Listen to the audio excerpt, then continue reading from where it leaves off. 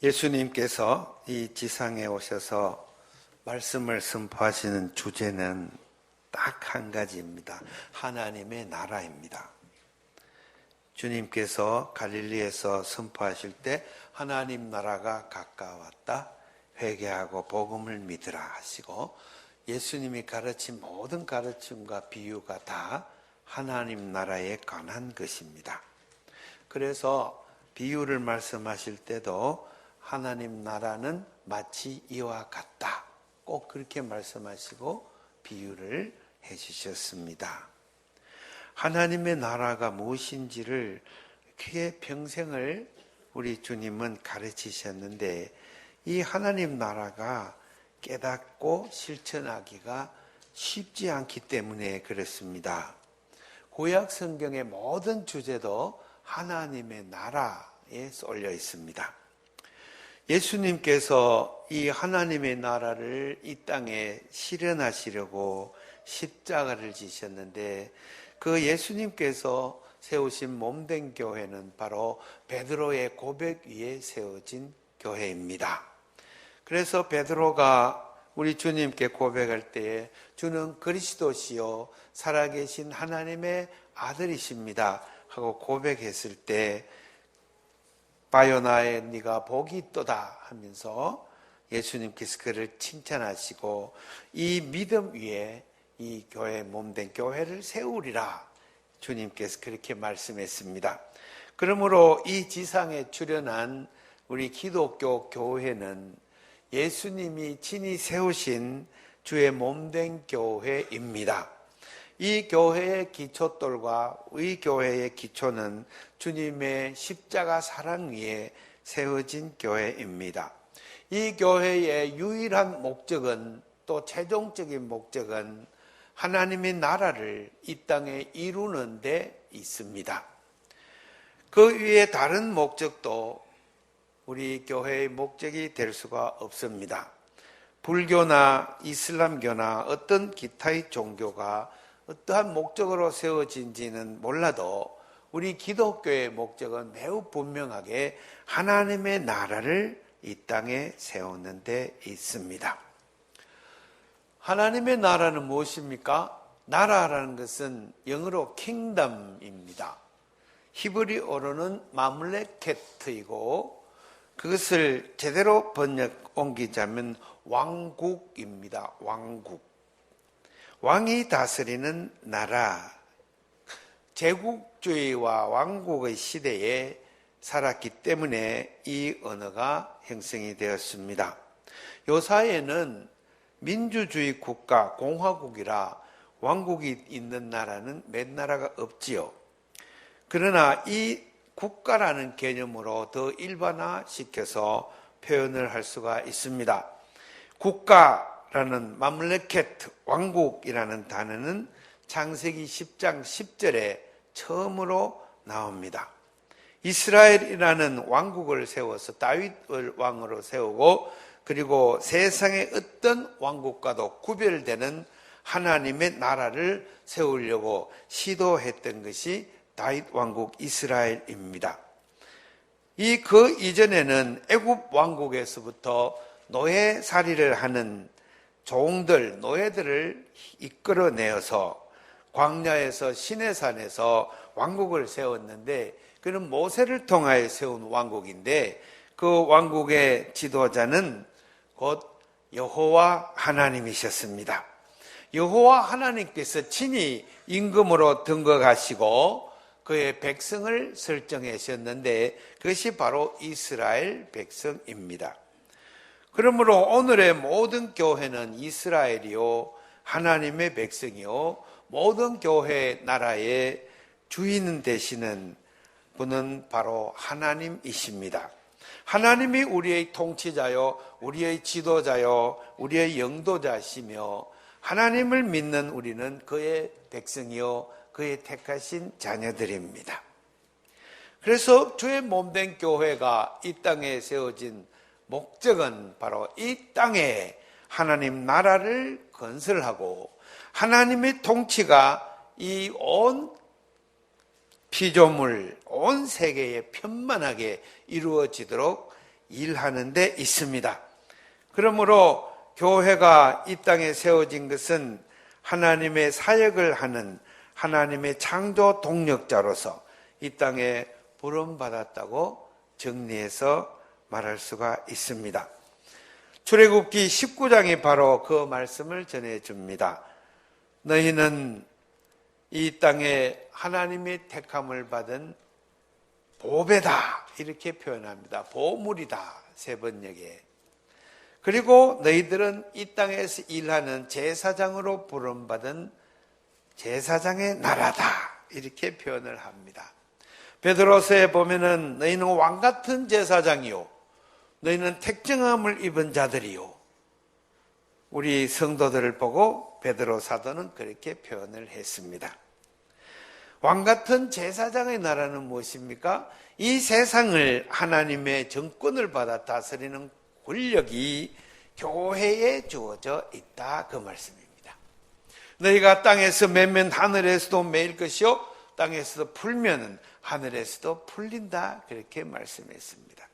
주의 몸된 교회에 속한 성도들은 이 땅을 하나님의 뜻으로 다스리라고 하나님의 권력을 위임받은 하나님의 통치하는 백성이요 하나님의 권력을 대리하는 하나님의 동력자들입니다. 그러므로 우리는 하나님의 제사장 나라라고 우리 주님은 우리를 불렀습니다. 그리고 출애굽기 19장에 다시 또 말씀하시기를 너희는 제사장 나라이니 너희는 거룩한 백성이다. 거룩한 민족이다. 이렇게 우리를 규정해 주셨습니다. 거룩하다는 것은 이 세상의 세속주의와는 다르다 그런 뜻입니다. 그래서 요한복음서와 복음서에는 이 하나님의 주신 창조 세계를 어지럽히는 그런 세력들을 가리켜서 세상이라고 부릅니다. 선악과를 먹고 죄로 물든 인간은 이기주의의 탐욕에 물들어 삽니다. 이것을 세속 세상이라고 부릅니다. 그리스도를 통하여서 거듭난 백성들은 이타주의로 삽니다. 형제를 사랑하며 삽니다. 자기 물질을 내놓고 형제를 돕습니다. 자기 시간을 깎아서 형제를 위해서 시간을 씁니다. 자기의 지혜와 지식을 총동원해서 형제를 살리는 일에 사용합니다. 이것이 거룩한 백성의 모습입니다.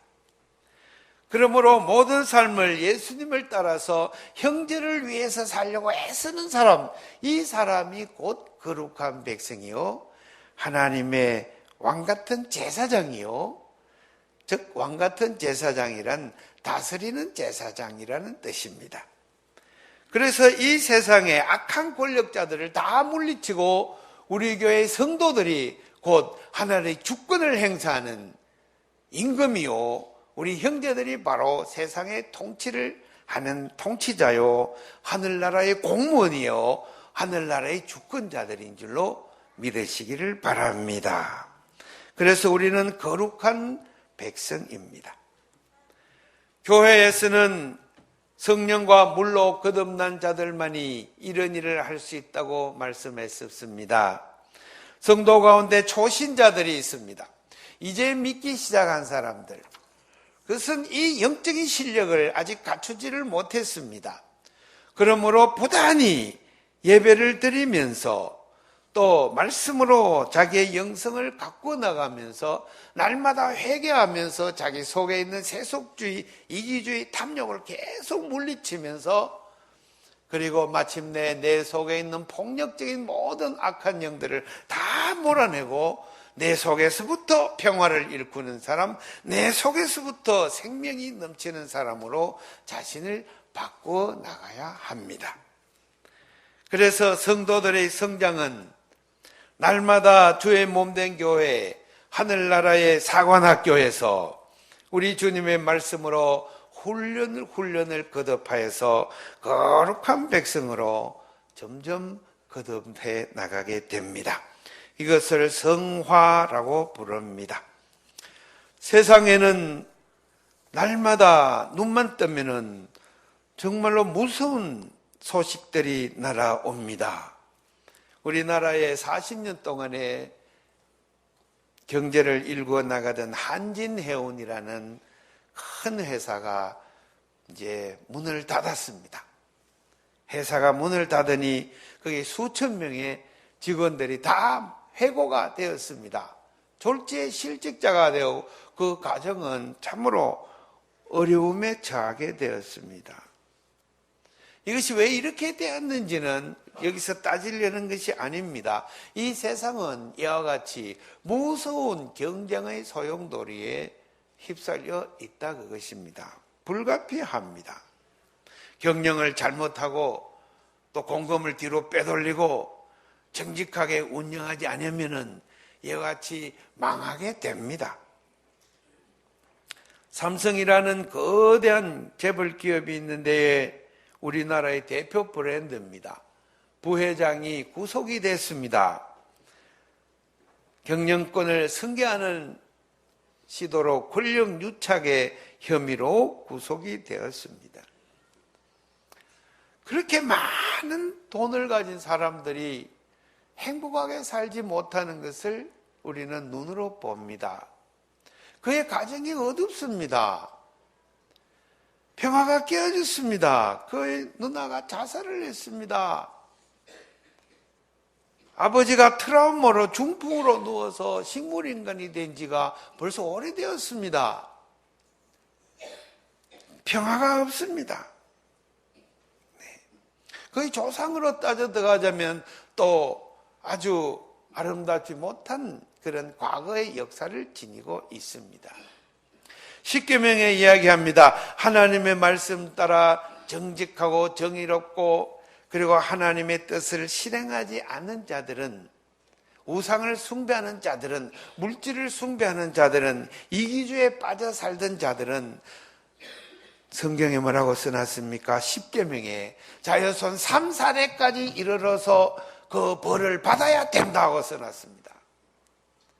아버지, 내가 잘못했습니다. 내가 간음했습니다. 내가 도둑질했습니다. 내가 폭력을 휘두르었습니다. 내가 내 욕심을 채우며 살았습니다. 내가 내 이웃을 사랑하지 않으며 살았습니다.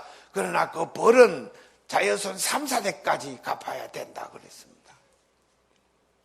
내 당대에만 벌 받으면 됩니까? 아닙니다. 자여손 3, 4대까지 하늘을 지으시고 땅을 지으신 창조주 하나님의 이 천지 운행의 원리와 법칙이 거기에 적용이 됩니다. 애굽의 바라오 왕의 맏아들이 죽었습니다. 저 계속 하나님을 거부하다가 저는 유월절의 행사에 참여하지 못하고 유월절에 버림을 받는 무서운 저주의 아들이 되었습니다. 이 천하를 호령한 황제였습니다. 그러나 그의 가정은 불행했고 그의 육체는 병이 들었으며 헤롯 대왕은 이 벌레가 온몸에 슬어서 벌레가 파먹는 그런 벌을 받아서 비참하게 죽었습니다. 하나님을 거역하는 자들의 말로입니다. 또 북한의 지도자, 위대한 수령 동지라고 날마다 찬양을 해야 되는 그 사람의 가정도 불행합니다. 그 아들 김정남 씨가 암살을 당했습니다. 사진을 보니까 쭉 죽어있는 모습이 전 세계의 언론에 나갔습니다. 네, 참으로 한국민의 수치가 아닐 수가 없습니다. 이것뿐만 아닙니다. 우리 보면은 이 세상이 얼마나 어지러운지 우리 국제적인 뉴스를 통해서도 날마다 들어옵니다. 어제 최근에 들어온 뉴스는 네덜란드 대통령 선거에 나선 빌데르스 극우파입니다. 극우파. 우리나라에 있는 모로코인들 16만 7천 명을 다 쓸어버려야겠다. 내가 대통령 되면 다 쓸어버리겠다. 공약이 그렇습니다. 그게 이제 뉴스 코멘테이터가 적어놓은 것이 기가 막힙니다. 요즘은 이런 말을 해도 아무렇지 않다. 왜? 미국에서 트럼프가 만날 그런 소리 해도 지나가는 걸 보니 이 온 세상을 이제 내놓고 폭력을 이야기하고 내놓고 죽이겠다고 말하고 내놓고 쫓아내겠다고 이야기한대. 이 세속주의는 무서운 폭력의 도가니로 휩싸여져 있습니다. 그것뿐만 아닙니다. 독일에서도 정치 세력이 나치스 부활 운동을 일으킵니다. 히틀러, 그는 훌륭한 사람이었다. 그는 영웅 중의 영웅이었다. 예. 게르만 민족 순수주의를 표방하였다 하면서 유대인을 학살한 것은 정당하였다. 이런 소리를 공공연하게 이제 정치적 이슈로 내세우는 것입니다. 마귀가 역사하는 것을 우리 영적인 눈으로 보게 됩니다. 프랑스도 마찬가지입니다. 르빵이라는 여자가 나타나가지고 극우파를 내세우면서 이 땅에 있는, 우리나라에 들어와 있는 아프리카, 또 아시아 유색인종들, 특히 이슬람, 무슬림들, 내가 대통령 되면은 그냥 싹 정리를 하겠다. 네. 트럼프류들이 유럽에서도 기승을 부리고 있습니다.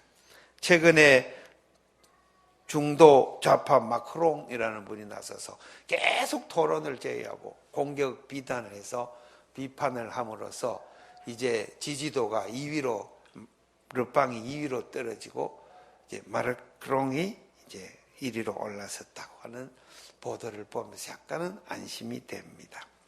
이러한 무서운 현실 속에서 우리나라는 최순실, 박근혜 게이트라는 몸살을 앓고 있습니다. 이것이 오늘, 어제 일이 아닙니다. 이 나라 역사에 벌써 국가가 세워진 이후로, 이 나라의 왕국이 세워진 이후로 계속 반복되어 오는 폭력 사태입니다. 국정농단이 한 번만 되어진 게 아니요, 수없이 되풀이해 왔습니다. 지금까지. 그것이 세상 세속주의 정체입니다.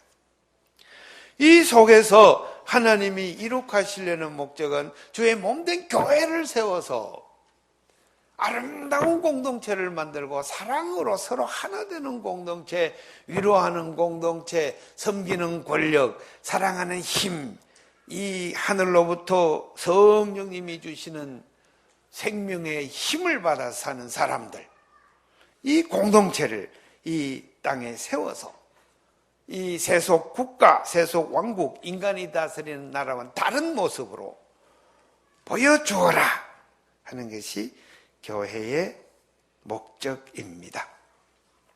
오늘 보여줄 동영상 이메일 자료를 하나 준비했는데 우리 희미하게 보이겠지만 잘 한번 펼쳐서 보십시다. 거기에 전 세계교회 WCC 교회가 저에게 매주 보내주는 주보입니다. Weekly Summary. 그래서 주보입니다. 2017년 10월 16일, 2월 달 이렇게 해서 소식을 보내왔어요. 아프리카에는 교인 수가 지금 급증하고 있다고 하는 보고서입니다. 아프리카의 교회가 부흥하고 있다. 정말 못 살고 어려운 세속 속에서 교회가 하는 역할을 특별히 강조하고 있습니다. 그 다음에 그 밑에 두 번째 사진은 WCC는 이 땅에 물 담는 물병 플라스틱 통이 너무너무 넘쳐나가지고 온 세계 해변마다 물통이 붕붕둥둥 떠들려 해변으로 밀려오고 강물을 오염시키고 이 플라스틱 물통 때문에 몸살을 앓는다고 하면서 교회가 나서서 이 플라스틱 통을 수거하고 이 플라스틱 물통을 사용하지 말자고 캠페인을 벌리자는 그런 취지의 또 회의를 했습니다. 그 다음에 내려가면은 자메이카 여성들이 여성의 성폭력 당하는 현실의 사회에 대하여 어떻게 하면은 여성들이 이 성폭력과 또 HIV와 또 여러 가지 질병으로부터 보호받을 수 있는지에 대해서 교회가 논의하고 있습니다. 또 그 밑에 내려가면은 우리 앞으로 미래의 지구의 경제와 지구의 변화, 기후변화의 심한 변화에 대해서 어떻게 교회가 대처할 것인가를 우리 교회가 우리 문제를 안고 우리가 헤쳐나가야 된다고 세계교회는 또 이번 주에 논의했다고 합니다. 그 밑에 내려가면은 이 세계교회 총무님이 우리 종교차별, 인종차별에 대한 문제를 어떻게 하면 극복할 수 있을 것인가를 연설하셨고, 그 밑에 내려가면 이디오피아의 총주교님께서 인터뷰한 내용이 거기에 실려 있습니다. 그리고 또 내려가면 미얀마의 아주 젊은 처녀 목사가 보세이에서 이제 세계교회 신학훈련을 받으러 와서 인터뷰한 내용이 거기에 나와 있습니다. 그 여자의 이름은 키앙모모라고 하는 목사입니다. 우리 교회도 제가 추천해서 인도네시아의 틴틴이라는 젊은 여자 목사를 우리 한국신학대학교에 이제 3년 동안 풀 장학생으로 영입해서 그에게 생활비와 모든 편의를 제공해서 한국말을 잘 익혀서 한국신학을 함께 앞으로 동력자로 키우는 일을 지금 올해부터 3월 1일 날 입국을 하게 됩니다. 또 그 밑에 보면은 이 정교회 주교들이 모여서 우리 개신교 이디오피아 또 오소독스 처치 회의하는 모습을 보이고 있습니다. 이제 그 바로 밑에 가면은 이제 여러분에게 제가 강조하고 싶은 뉴스가 있습니다. 예, 그것입니다. 그걸 눌러봐 주세요. 그러면은 다른 페이지가 나옵니다. 7 weeks for water 이런 제목입니다. 물을 강조하자 그것입니다. 이 세계가 지금 물 부족 때문에 엄청난 고통을 앓고 있다고 WCC 교회는 판단합니다. 인구의 25억 정도가 물 때문에 고생을 하고 있다고 합니다. 인류의 3명 중에 1명이 물 때문에 고통을 받고 물 오염으로 인해서 질병에 걸리는 그런 고통을 앓고 있습니다. 특히 사하라 사막 남부지방 아래쪽의 아프리카에 이 물 부족 현상이 심각하게 전개되고 있다고 합니다. 그래서 성경에 창세기 1장 2절에 하나님이 영이 물 위에 운행하시니라 하시고 에덴 동산에서 물이 발원하여 생명이 퍼져나갔다고 하시고, 그리고 에스겔 성전에 물이 발원하여 온 세계에 생명의 기운이 퍼져나갔다 했으니 이 교회로부터 맑은 물이 흘러나갈 것을 우리는 기도하면서 이번 사순절에, 사순절은 언제부터겠습니까? 3월 1일 날이 사순절이 시작되는 성회 수요일입니다. 올해는. 그리고 4월 16일이 부활주일입니다. 그래서 이번 사순절 예수님의 고난을 기억하는 우리가 종례에는 금식하면서 지내왔지만은 올해는 전 세계 교회가 물을 위한 기도를 해줄 것을 부탁하는 편지가 왔습니다. 그래서 매주마다 지낼 프로그램을 우리 WCC 스위스에서 전 세계 교회에 보내준다고 합니다. 그래서 올해는 우리 교회가 사순절을 지낸데 우리 종례했던 그런 금식 프로그램과 더불어서 모든 예배를 물에 관한, 물을 위한 그런 예배로 기획하고 그렇게 성도들과 함께 사순절을 지내려고 합니다. 이것은 온 세계가 오염시켜 놓은 이 더러운 물을 우리 교회가 성령의 힘으로 어떻게 하면 정화시키고 깨끗하게 만들고, 이 물이 그야말로 생명을 살리는 물로서 온 세계의 교회를 통해서 퍼져나가는 운동이 일어나야 된다는 것입니다. 먼저 우리의 인간의 몸이 물로 이루어져 있습니다. 우리의 몸이 75%가 물입니다. 세포 안에는 94%가 물로 이루어져 있습니다. 그러므로 교회에서 들어있는 성도들의 몸속에 있는 물부터 이번 사순절 기간 동안에 깨끗하게 정화시키는 역사가 일어나야 될 줄로 믿습니다. 성령님이 임재하여 주셔서 우리 교회 안에 있는 성도들의 몸속에 있는 물이 다 정화되고 깨끗하게 될 줄로 믿습니다. 그래서 우리 몸을 사로잡고 있는 어떤 악한 세력도 물러가게 되며 우리의 세포 속에 있는 악한 병균과 바이러스와 악한 암세포들이 다 뿌리 뽑혀지는 역사가 일어나야 될 줄로 믿습니다. 그래서 우리가 거룩한 백성으로 온전히 성장하고 세워지는 놀라운 변화가 2017년 한 해에 날마다 매주마다 일어나는 전주화평교회 능력 있는 교회가 되기를 주의 이름으로 축복합니다. 기도하십시다. 하나님 감사합니다. 우리를 거룩한 백성으로 택하여 주셨으니 거룩하게 살게 하여 주시고 우리 전주화평교회가 세상 속에서 거룩한 나라가 되게 하옵소서. 예수님 이름 받들어 기도